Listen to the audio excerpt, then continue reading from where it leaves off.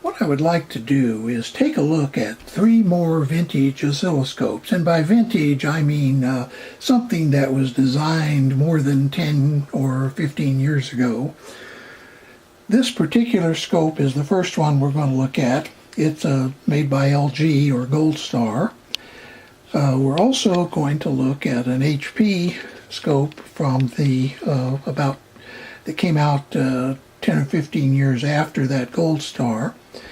And finally, we're going to look at this Tektronix that is actually a fairly modern scope. That is, it's still, at least it was still being manufactured 2 or 3 years ago, but it really represents a design of the turn of the century, if you will. In other words, the early 2000 era. And modern digital oscilloscopes have moved past the Tektronix in a lot of areas, particularly things like memory and triggers and other things. But I really like this oscilloscope. It's my favorite. I've had it for a while, and it really came to be the scope that I went to whenever I was interested in knowing what I was doing rather than experimenting with both the scope and the circuit at the same time.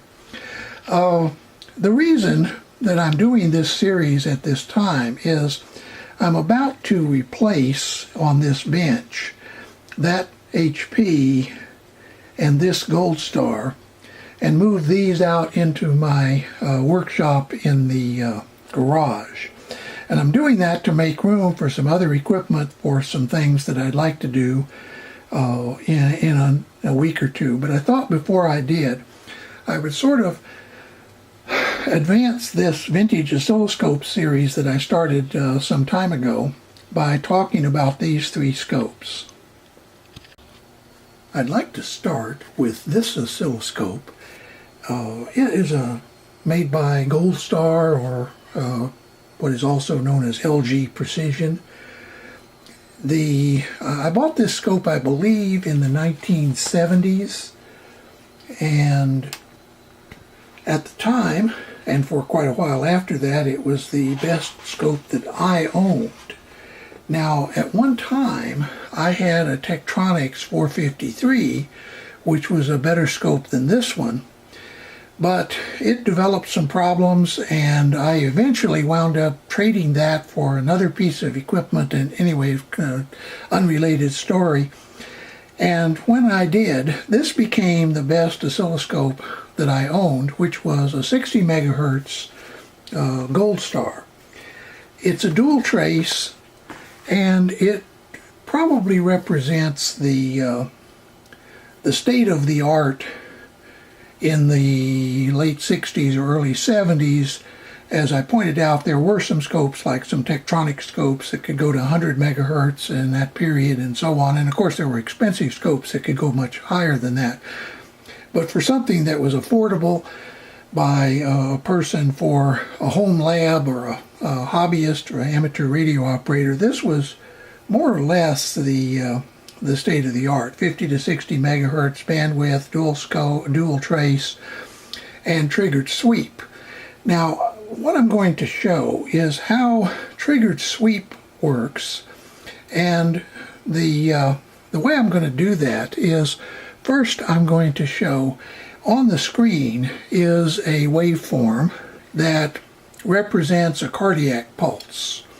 Now, at the time that I bought this scope, I was working for an instrument company that built instruments for the medical industry, including auto analyzers and other things that those of you in the industry will recognize and nobody else cares about. But this is a cardiac pulse which represents, it's not an actual cardiac pulse, it's an arbitrary waveform, but it represents what doctors call the RST complex and a number of other areas that, but I'm only going to be using this to illustrate the delayed sweep function, which at the time, one of the major differences between the scopes of this period and the later digital storage oscilloscopes is the triggering. Now, in order to be able, for example, let's suppose that what you want to do is look at something that's right at the peak of this.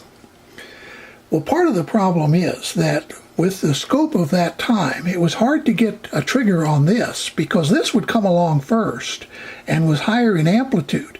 So if you set your trigger down here, it would trigger on this and maybe even on this, and you'd get a very unstable trigger. In this case, you can trigger on the highest event, and then the scopes provided what's called delayed time base. To illustrate that, let me first go to what's called A intensified by B. B is the delayed sweep. So the basic sweep from the trigger to the right is called the A sweep. Then they provided, and that's this sweep. Then they provided a delayed sweep, which looks like this. Now, right now, what we're doing is we are intensifying during the B sweep, during the B time. And the way it works is you could insert a delay from the trigger until the B sweep would start. You could also adjust the width of the B sweep, in other words, the time. So what we've done is we set the B sweep to be from here to here. Let me zero in a little bit better on that. Now you see we are intensifying during this time, and that gives you an idea of where on the overall waveform that the delayed sweep is working. Then we're going to go to just B. And now you see what we are doing is we have expanded. Let me go back. We have expanded this section of time to fill the entire oscilloscope screen. Do that again. And now you see you could, by moving the start of the B trace, you can in essence zero in on what's going on at the peak of that wave. Now this was about the best it got in the 60s and 70s, and the 453 Tektronix I mentioned earlier was basically the same idea. It had a delayed sweep as well. In fact, I suspect that this, because the controls on this are almost identical to the Tektronix scopes of the day, I suspect that this was cloned from a Tektronix oscilloscope. That is the way the controls work and so on. But not only could you do that, but you also could trigger on a signal after the delay time. What we have is the A sweep being triggered, followed by a delay, and then the B sweep being triggered. Now let me adjust the trigger, the delay time, and you'll see you can trigger on that one or that one, but it doesn't trigger in between. And that was the use of delayed sweep. Now in a modern DSO, there are other ways to accomplish the same basic idea. But one of the issues of the day was being able to pick out and expand a portion of a waveform. So the way we would do that is to then go to B. Now let's move the trigger and you'll watch what happens. It goes to that one, continuing to delay, and we go to that one. So I hope this gives you some idea of how this scope basically worked. So this is the first scope I wanted to look at. Now I'd like to move to this Hewlett-Packard. This particular model is the 54600B. What I've done is I've set up pretty much the same, in fact exactly the same, cardiac pulse that I was showing on the Gold Star LG precision scope. One thing that you'll notice right away is that the, let me turn the delayed off and just go to the basic, is that now the trigger, instead of occurring at the left, actually occurs in the center. Let me show you how you know that's happening. I'm going to increase the time per division. And you see, instead of the trace expanding from here, it expands in the center. So that was one difference, is because a storage oscilloscope stores data, it can pick when to trigger, and in doing so, you can look not just at the trigger, but also at the events immediately before the trigger, which was a big advantage and was one of the reasons that digital storage oscilloscopes took over. Now, the delayed version on a digital oscilloscope looks different, but it's actually basically the same. As I move the cursors, on the bottom trace is shown what is occurring between. What I'm going to do is delay out a ways and look at this pulse like we were doing earlier, that what we are doing is on the bottom trace, we are looking at an expanded version of what you see on the top trace. You see, as I change the time per division, I'm changing the time per division of the delayed sweep. So this is the way that digital storage oscilloscopes worked, or at least how they replaced the delayed trigger in the analog scopes. A DSO doesn't put anything on the screen directly. Instead, it captures in a digital memory a series of analog to digital values. That is, it takes this value, converts it to a digital number, and stores it in memory. It keeps doing that over and over and over again. When you set a trigger, what you are doing is telling the computer in the oscilloscope to look for a sequence of digital values that fit a particular criteria, like a rising edge. In other words, digital values that continue to increase. So this might be 1, 2, 3, 4, 5, 6, 7, 8, 9, 10, or something like that. That's a rising edge. If you tell it to look for a trailing edge, what you're in essence doing is telling it to look for numbers that go down.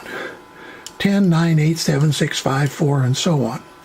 So unlike an analog scope where you had some complicated circuits that took scope engineers a lot of time to design, particularly as they were pushing the leading edge, in a digital storage oscilloscope, you no longer had all of those complicated issues, and basically it was the speed of the analog to digital converter and of the processor that determined the speed of the oscilloscope. The 54600, the 600A, the 600B were among the most popular oscilloscopes of the time. They sold these like hotcakes.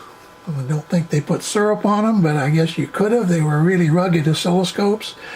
And I am sure there must be tens of thousands of engineers out there today who grew up on these in their early engineering education. But nonetheless, I thought I would kind of show you how the revolution in scopes that went from analog to digital, how they attempted to copy some of the features of the old analog scopes, in part because they wanted to provide a transition for the people using their scopes.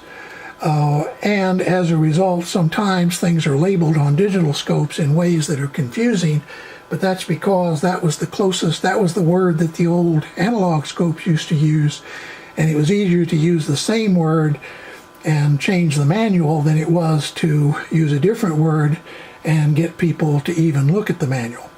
This next scope is a Tektronix TTS-2024B. What I have on the screen is that same cardiac pulse, the RST complex being the tallest part. Sometimes we don't give the engineers who design these things enough credit, or the marketing people who have to figure out who are they selling to. But one of the issues in oscilloscope sales and design has always been, are you selling to the manager or are you selling to the engineer at the back in the lab? it has to do with the way that stuff is labeled and arranged and so on. And having been both the engineer and also the manager of a director of a lab that had a 7-figure equipment budget and things like that, you know that the marketing people try to figure out who they're selling to. And if you're selling to a manager, you tend to try to arrange the scope, the controls and other things, so that the manager, who maybe have been trained 10 or 15 or 20 years ago, or someone like me back in the dinosaur age, feels familiar with the scope. On the other hand, the problem is the person who's going to use this scope is the newly trained engineer, perhaps out of school a year or 2 or 5, who's actually doing the work in the lab. And that presents a number of challenges, including whether you preserve the nomenclature from the past. One of the issues that Tektronix ran into with the TDS line was they were trying to keep alive a line of oscilloscopes that actually goes back into the 1970s and had really been revolutionized by digital circuitry. But the trouble was that a lot of the managers who were buying oscilloscopes still wanted to think of them the same as the scopes that were available in the 70s. I only go into all of that because this TDS 1000, 2000 line is probably an example of eventually Tektronix ran out of steam on trying to keep things like they were. And this was the last of a line of oscilloscopes in which they attempted to preserve the past. It has some limitations that partly were technical but mostly were marketing. But the big thing is, for a person like myself who was trained back in the 60s and early 70s, this scope was very familiar. But to a modern engineer, they're much more, a lot of what goes on here appears to be obfuscation and frankly antique thinking. So I won't go into the details of the layout of this particular oscilloscope, except just to say that this is the reason that I wanted to cover this scope, or at least mention it, is just as the